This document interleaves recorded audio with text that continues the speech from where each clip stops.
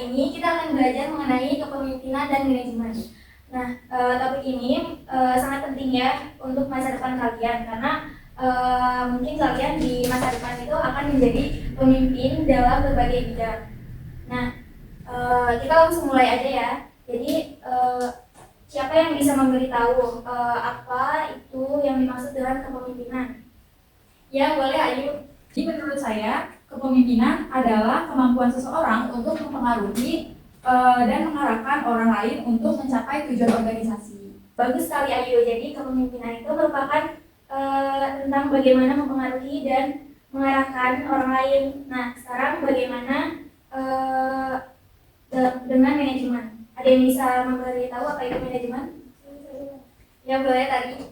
Menurut saya, manajemen ini adalah proses merencanakan, mengorganisasi, memimpin, dan mengontrol sumber daya untuk mencapai tujuannya. Nah, benar ya tadi. Jadi manajemen itu lebih berfokus terhadap proses dan pengaturan sumber daya. Jadi kepemimpinan dan manajemen itu saling berkaitan karena memiliki fokus yang berbeda. Nah, sekarang kita langsung lihat aja ya perbedaan antara kepemimpinan dan manajemen. Nah, kepemimpinan itu merupakan pemimpin dengan menciptakan sebuah visi yang diikuti, kemudian mendorong dan memotivasi orang lain untuk mencapai tujuan-tujuan tertentu. Kemudian sedangkan manajemen itu, manajer tuh lebih mengatur dan memastikan gitu orang-orang dalam organisasi bekerja secara efektif, memaksimalkan hasil yang dicapai dengan sumber daya yang tersedia. Ya, boleh Tim. Nah, apakah seseorang ini bisa menjadi pemimpin dan manajer sekaligus? Seseorang itu bisa menjadi pemimpin dan manajer sekaligus. Jadi faktanya itu banyak posisi di dunia kerja yang mengharapkan gitu ya, atau mengharuskan seseorang itu memiliki kedua keterampilan tersebut. Jadi misalnya seorang CEO perlu memiliki visi untuk masa depan perusahaan sekaligus mampu gitu mengelola operasional sehari-harinya di kantornya. Lanjut aja ya. Selanjutnya ada karakteristik kepemimpinan yang berhasil. Nah, yang pertama itu ada integritas. Jadi kepemimpinan yang baik itu harus didasari oleh integritas dan sikap yang benar. Kemudian ini yang paling penting ya, komunikasi. Jadi kepemimpinan yang baik itu memerlukan kemampuan untuk berkomunikasi dengan jelas dan efektif. Nah, kemudian ada motivasi. Jadi kepemimpinan yang baik memerlukan kemampuan untuk memotivasi dan mempengaruhi orang lain. Selanjutnya ada keterkaitan antara kepemimpinan dan budaya organisasi. Yang pertama, budaya organisasi. Nah, budaya organisasi ini merupakan cara hidup organisasi dan mempengaruhi perilaku dan keputusan organisasi. Nah, yang kedua, kepemimpinan dan budaya. Jadi kepemimpinan ini dapat membentuk dan mempengaruhi budaya organisasi. Kemudian yang ketiga itu ada budaya tim. Nah, budaya tim itu adalah kunci gitu untuk keberhasilan organisasi.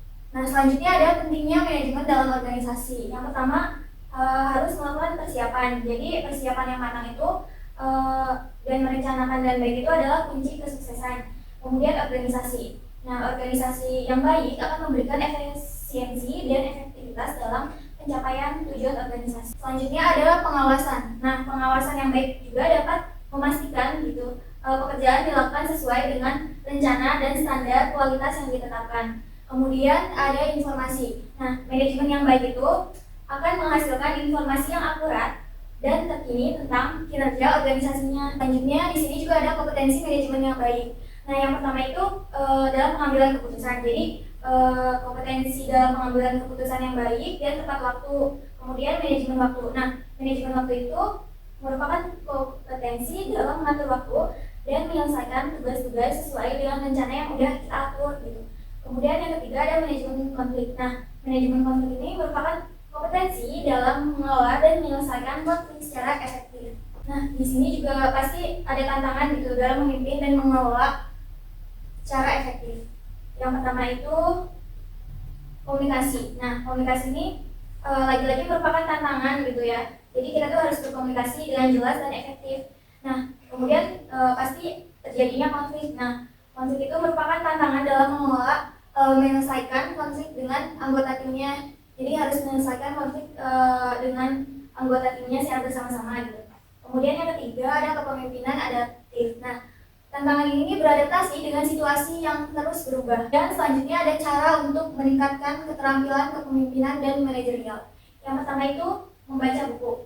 Jadi kalian tuh harus membaca buku tentang manajemen dan kepemimpinan. Nah, dengan kalian membaca buku mengenai manajemen dan kepemimpinan itu dapat meningkatkan keterampilan manajerial. Kemudian seminar dan pelatihan. Nah, seminar dan pelatihan ini sangat berpengaruh ya untuk meningkatkan keterampilan kepemimpinan. Kemudian ada team building. Jadi mendirikan program ini nih dapat meningkatkan hubungan dan kerjasama dalam tim. Sekarang ibu pengen ngebagi kelompok ya. Jadi kalian akan bekerja dalam kelompok untuk mendiskusikan sebuah situasi di mana kalian tuh harus memimpin dan mengelola sebuah proyek. Nah, misalnya kalian diangkat nih menjadi ketua panitia acara sekolah. Nah, kalian diskusikan bagaimana kalian tuh akan membagi tugas dan memimpin tim kalian dalam situasi tersebut. Nah, ibu bagi ya tugasnya, nanti kalian saling berdiskusi. Ibu.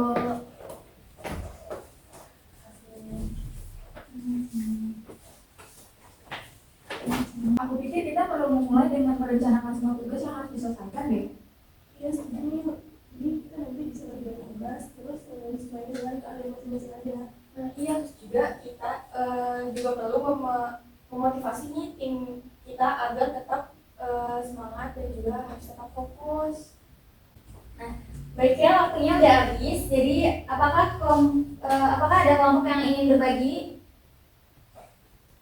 Ya, boleh silakan kelompoknya Tari, Ayu dan Revina, silakan maju ke depan ya. Boleh jelasin ya hasil diskusi dari kelompok kalian.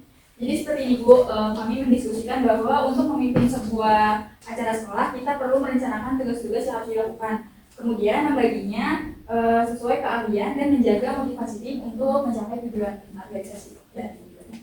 Oke, boleh silakan duduk lagi. Itu luar biasa ya, itu termasuk contoh yang sangat baik tentang bagaimana menggabungkan kepemimpinan dan manajemen. Nah, terima kasih ya kelompok kalian udah berbagi pada kita. Terima kasih atas partisipasi aktif kalian hari ini. Nah, jangan lupa ya, kepemimpinan dan manajemen itu adalah keterampilan yang bisa kalian kembangkan gitu dengan latihan dan pengalaman. Nah, cukup sampai di sini. Ibu menjelaskan mengenai materi kepemimpinan dan manajemen. Jadi sampai jumpa di pelajaran berikutnya. Terima kasih Bu.